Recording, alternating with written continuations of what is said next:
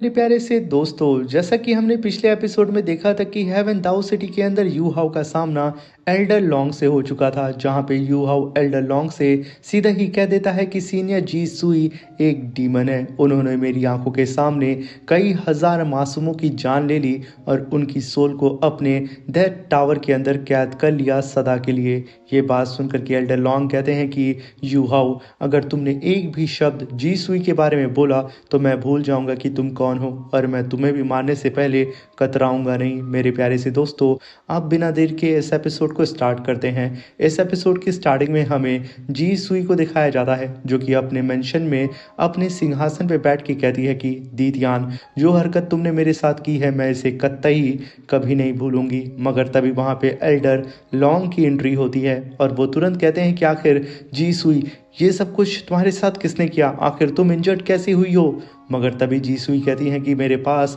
आने की तुम्हें बिल्कुल भी ज़रूरत नहीं है और ये जो भी कुछ हुआ है उससे तुम्हें कोई लेना देना नहीं है। ये कहने के साथ वो अपने गार्ड से कहती है कि मुझे यहाँ पे हील होने के लिए और भी कई सारे लोगों की बलि चाहिए, इसलिए जल्द से जल्द ह्यूमंस को यहाँ पे लेके आओ, उन सारे ही कैदियों को यहाँ पे लेके आओ जिन्हें तुम पकड़ के लाए थे। तभी सारे ही गार्ड्स वहाँ से चले जाते हैं। तभी एल्डर लॉन्ग फिर से कहते हैं कि जी सुई, आखिर तुम्हें इंजर्ड किसने किया है? ये कहने के साथ वो गुस्से से अपने ऑरा को रिलीज करते हैं, मगर यहाँ पे जी सुई कुछ नहीं बोलती है। मगर तभी वहाँ पे सोल्जर की आवाज़ आती है, सुप्रीम लीडर, हमने सारी ही तैयारी कर ली है। ये सुनकर के जी सुई कहती है कि बहुत खूब। ये कहने के साथ वो उन सारे ही ह्यूमंस की सोल, ब्लड, उन सभी चीज़ों को एब्जॉर्ब करना स्टार्ट कर देती है। कुछ ही पल में जी सुई ने उन सभी लोगों को डिवोर कर लिया था, मगर अभी भी उसकी भूख नहीं मिटती है। वो अपने ही सारे ही सिपाहियों को पकड़ती है और उनको भी रिफाइन करना स्टार्ट कर देती है, जहाँ पे वो सब के सब उससे रहम की भीख मांग रहे थे, मगर कुछ पल में ही वो उन सब को निगल जाती है। तभी वहाँ पे एल्डर लॉन्ग कहते हैं कि जी सुई, हमारे इस कॉन्टिनेंट के अंदर हम दोनों के अलावा कोई और दालाव कल्टीवेटर है ही नहीं, तो आखिर किसने तुम्हें हर्ट किया? तभी जी सुई कहती है कि तुम्हारे पुराने चहेते दोस्त के डिसाइबल ने। तभी वहाँ पे एल्डर लॉन्ग कहते हैं कि यू हाउ, मुलाद का डिसाइबल, आखिर ये कैसे हो सकता है? वो तो सिर्फ सोल सेज है। मगर तभी वहाँ पे सीनियर जी सुई कहती है कि यू हाउ के साथ दी तियान था, जहाँ पे इन दोनों ने ही मिलकर के मेरे साथ ये जुल्म किया है। अब ये सुनकर के एल्डर लॉन्ग कहते हैं कि बीस्ट गॉड दीतियान, यू हाउ, ये तुम लोगों ने अच्छा नहीं किया। मगर तभी वहां पे जी शुई कहती है कि हमें जल्द से जल्द यू हाउ को खत्म करना होगा, वरना फ्यूचर में वो हमारे होली स्पिरिट कल्ट के लिए बहुत बड़ी मुसीबत बन सकता है। तभी एल्डर लॉन्ग कहते हैं कि जी शुई, आखिर तुम यहाँ पे खुद को इतना टॉर्चर क्यों कर रही हो? ब्रदर मुलाद बहुत पहले ही मर चुके हैं और आखिर सारा ही गुस्सा उनके डिसाइबल पे तुम क्यों निकाल रही हो, जो कि हमारा जूनियर है? इन सब चीजों के पीछे अगर कोई दोषी है तो वो मैं हूँ। तभी जी सुई अपनी पावर को अनलिश करते हुए कहती है कि लॉन्ग जियाओ याओ, खामोश हो जाओ। क्या तुम भूल चुके हो कि आखिर तुम्हारा फर्ज क्या है? ये कहने के साथ वो एल्डर लॉन्ग के पास आकर के कहती है कि शायद तुम यहाँ पे भूल चुके हो कि मेरे पास अपना कहने वाला सिर्फ तुम हो। ये कहने के साथ वो दोनों ही हक करते हैं एक दूसरे को, जहाँ पे जी सुई कहती है कि बहुत पहले मैंने तुमसे प्रॉमिस किया था कि जैसे ही मैं एल्डर जोंगली की आखिरी ख्वाहिश को पूरा कर दूंगी, मैं तुरंत होली स्पिरिट कल्ट को छोड़ दूंगी और फिर हम लोग कहीं सुकून की जिंदगी बिताएंगे। तभी वहां पे एंट्री होती है फैंग लिंग की, जो कि आते के साथ अपनी सुप्रीम लीडर और ग्रैंड एल्डर को ग्रीट करते हुए बताती है कि सुप्रीम लीडर, हमारी फायर फेनिक्स सेंथ ने अपना ब्रेक थ्रू कर लिया है टाइटल दालाओ लेवल पे। ये सुनकर के जी सुई काफी खुश होते हुए कहती है कि ये तो बहुत अच्छी खबर है, मैं पर्सनली उसके लिए उसकी 9th सोल रिंग को हंट करने के लिए जाऊंगी और मैं खुद अब चल के देखना चाहती हूँ कि आखिर फायर फिनिक्स सेंथ ने अपनी कल्टीवेशन को करके अपनी फिनिक्स ईवल फायर को और कितना ज़्यादा पावरफुल बनाया है। चलो मेरे साथ। ये कहने के साथ वो तुरंत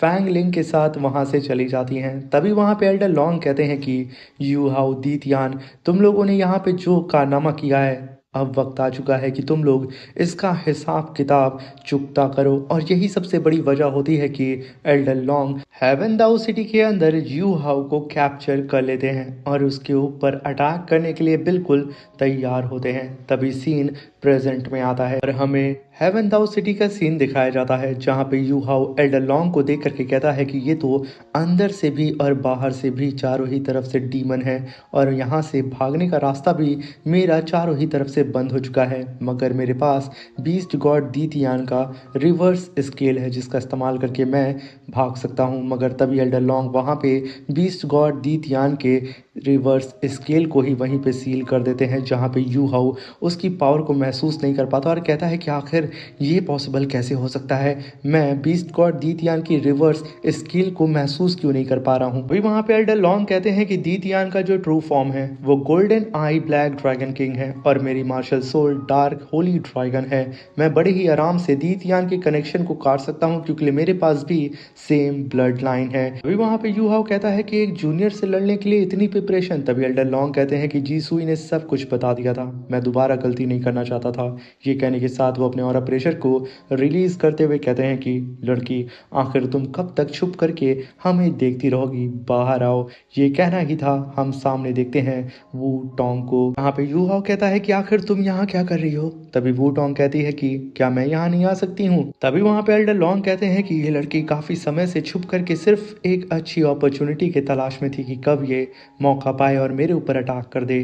तभी एल्डर लॉन्ग कहते हैं कि ये लोकेशन अच्छी नहीं है फाइट करने के लिए, इसलिए हम कहीं और चलते हैं। ये कहने के साथ वो अपने और प्रेशर को रिलीज करके इन सभी लोगों को सिटी से कहीं और दूर टेलीपोर्ट करने लगते हैं। और तभी वहाँ पे वू टोंग कहती है कि यू हाउ क्या तुम जानना चाहोगे कि आखिर मैं यहाँ पे क्यों आई हूँ। तभी यू हाउ कहता है कि पहले हम इस जगह से सरवाइव कर जाएं और इस डार्क होली ड्रैगन से बच के निकल जाएं तो बेहतर होगा, और जब तुमने इसे देख लिया था तो तुम्हें भाग जाना चाहिए था। तभी वू टोंग कहती है कि आखिर मैं कैसे भाग सकती थी, मैंने प्रॉमिस किया है बिग ब्रदर बेबे से तुम्हें सही सलामत वापस लाने के लिए। तभी यू हाउ कहता है ठीक है, मैं तुम्हें यहाँ पे प्रोटेक्ट करूंगा। तभी वू टोंग कहती है कि ये लाइन शायद मेरी होनी चाहिए, मगर तभी यू हाउ देखता है कि पल भर में एल्डर लॉन्ग ने सिटी से 1000 माइल दूर इन लोगों को टेलीपोर्ट कर दिया था। तभी वू टोंग तुरंत अपने ड्रैगन स्पीयर को समन कर लेती है। तभी एल्डर लॉन्ग कहते हैं कि लगता है कि तुम लोग डर गए हो। तभी वहाँ पे वू टोंग कहती है कि डर ये किस चिड़िया का नाम है, और अगर यहाँ पे हम लोग सेम एरा के होते ना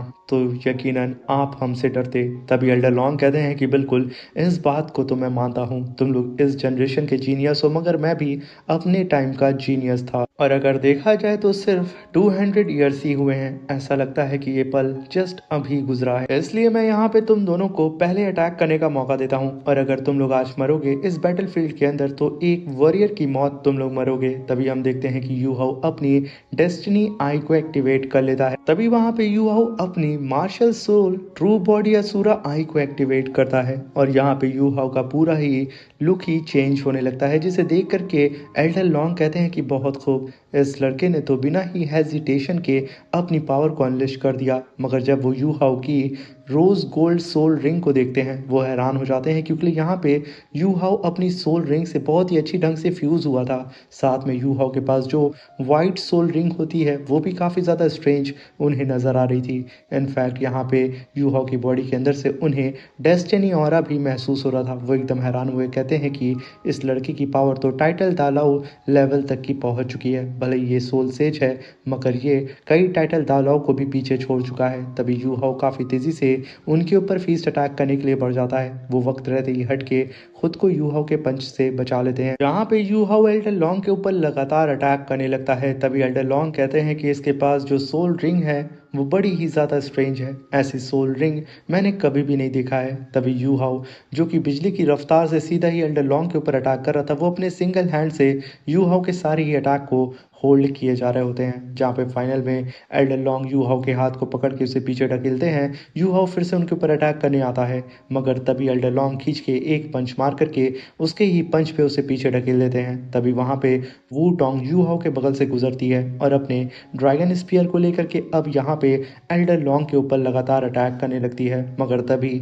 यू हाउ जो कि तुरंत पीछे जा करके अपने टीचर इलेक्ट्रोलक्स की शॉट को समन करता है, जहाँ पे हम देखते हैं कि उसकी शॉट सीधा ही आसमान को चीरते हुए सीधा जमीन पे आके गिरती है। और तभी यू हाउ तुरंत अपने टीचर की शॉट को पकड़ के नेक्रोमेंसर टेक्निक को परफॉर्म करना स्टार्ट कर देता है, जहाँ पे यू हाउ पूरी ही तरीके से तैयार था एल्डर लॉन्ग के ऊपर स्लैश अटैक करने के लिए। जैसे ही वहाँ पे एल्डर लॉन्ग वू टोंग को पीछे ढकेलते हैं, यू हाउ हाउ उनके ऊपर काफ़ी पावरफुल स्लैश अटैक कर देता है। वो अटैक इतना खतरनाक था जिसे यहाँ पे एल्डर लॉन्ग रोकने की कोशिश नहीं करते हैं, वो तुरंत उस अटैक को डॉज करके हट जाते हैं। उन्हें समझ में नहीं आता है कि आखिर ये कैसी पावर है जिसके अंदर मुझे स्पिरिचुअल पावर सेंस ही नहीं हो रही है।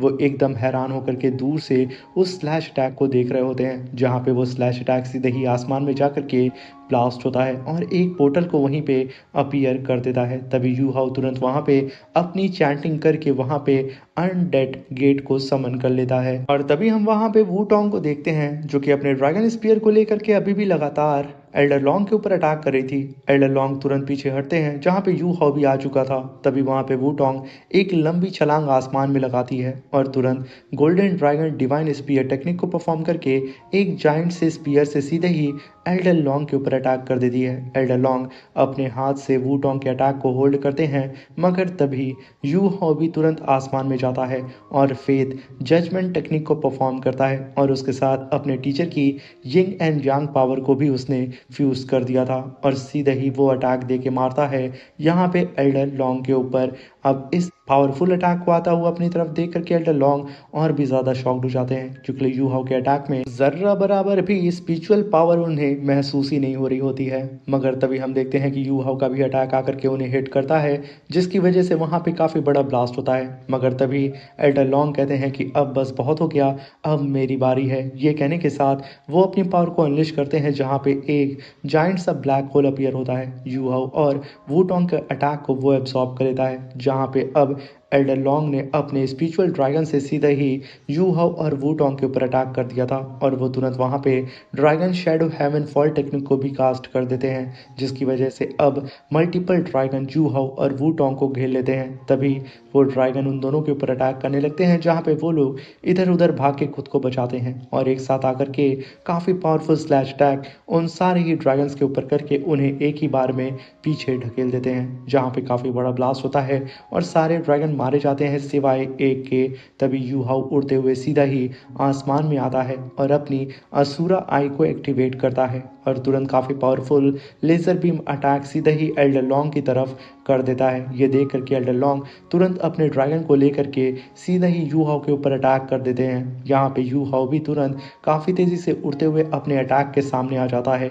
ये देख करके एल्डर लॉन्ग समझ नहीं पाते हैं कि आखिर ये बेवकूफ़ यहाँ पे करना क्या चाहता है। मगर तभी हम देखते हैं कि यहाँ पे इस अटैक को देख करके एल्डर लॉन्ग की भी हालत ख़राब हो जाती है। उन्हें भी यहाँ पे अब डर लगने लगा था। वो अपनी स्पिरिचुअल पावर को रिलीज़ करके यहाँ पे यू हाउ के अटैक को होल्ड करने की कोशिश करते हैं। तभी वहाँ ब्लास्ट होता है।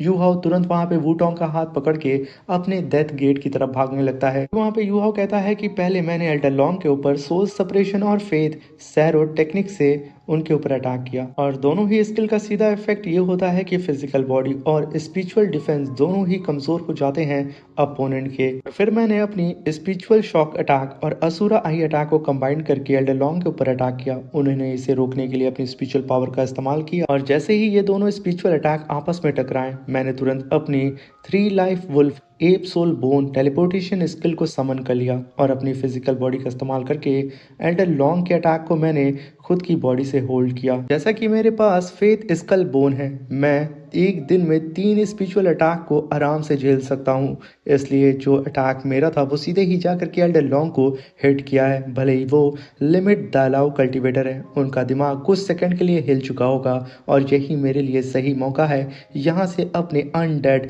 गेट का इस्तेमाल करके भागने का। ये कहने के साथ यू हाउ अपने विंग्स की पावर को बहुत ही तेज़ी से बढ़ाना शुरू कर देता है और वूटोंग को लेकर के तुरंत अपने अनडेड गेट के अंदर घुस जाता है। यू हाउ तुरंत उसके अंदर जाते ही कहता है कि फाइनली ये प्लान मेरा सक्सेस हो गया। अगर वहां पे वो अनडेड गेट जैसे ही बंद हो रहा था, एल्डर लॉन्ग वहां पे ड्रैगन फॉर्म में आकर के सीधा ही उस गेट को ही पकड़ लेते हैं और उसे ओपन करते हुए कहते हैं कि बच्चे तुम मुझसे बच नहीं सकते हो। यू हाउ तुरंत वूटोंग को नचा करके आगे की तरफ फेंक देता है और एक काफी पावरफुल स्पिरिचुअल पंच सीधा ही दे मारता है एल्डर लॉन्ग के ऊपर। एल्डर लॉन्ग तुरंत अपनी पावर को अनलेश करते हैं और उधर वूटोंग चिल्लाते हुए कहते हैं कि यू हाउ नहीं, मगर तभी यू हाउ घसीट के एक पंच एल्डर लॉन्ग के ड्रैगन के चेहरे पे दे मारता है और उन्हें पीछे घसीटते हुए लेके जाता है। मगर तभी वहाँ पे एक काफ़ी बड़ा ब्लास्ट होता है जिसमें यू हाउ काफ़ी ज़्यादा इंजर्ड हो चुका था और वो सीधा ही पानी के अंदर गिरने लगता है। तभी वहाँ पे एल्डर लॉन्ग कहते हैं कि बच्चे,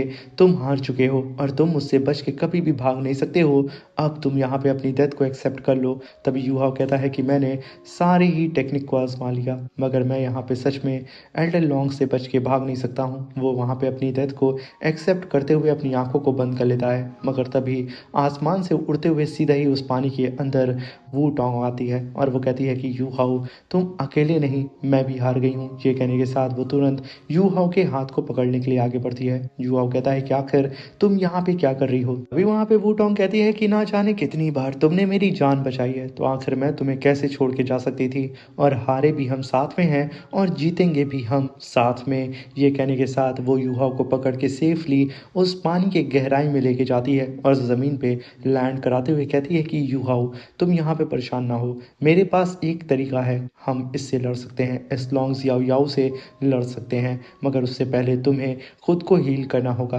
क्योंकि तुमने मुझे प्रोटेक्ट करने के चक्कर में अपनी काफ़ी सोल पावर को ख़त्म कर लिया है और तुम काफ़ी ज़्यादा इंजर्ड भी हो, इसलिए सबसे पहले खुद को हील करो, मैं तब तक इस लॉन्ग याओ याओ को होल्ड करती हूँ। तभी वो चिल्लाते हुए कहती है कि लॉन्ग बाहर आओ।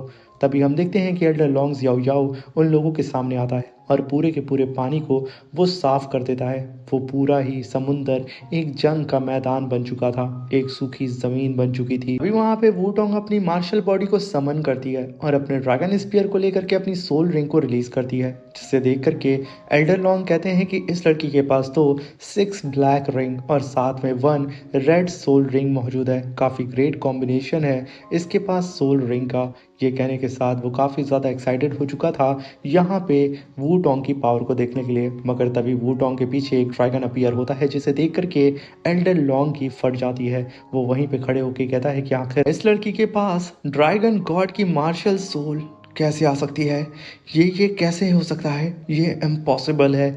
वहीं पे एल्डर लॉन्ग अपनी जगह पे स्थिर रहता है और इसी के साथ ये शानदार सा एपिसोड यहाँ पे ख़त्म होता है। वीडियो अच्छी लगी हो तो प्लीज़ चैनल को लाइक शेयर सब्सक्राइब करके हमें सपोर्ट करें। Thank you for watching. Bye bye, take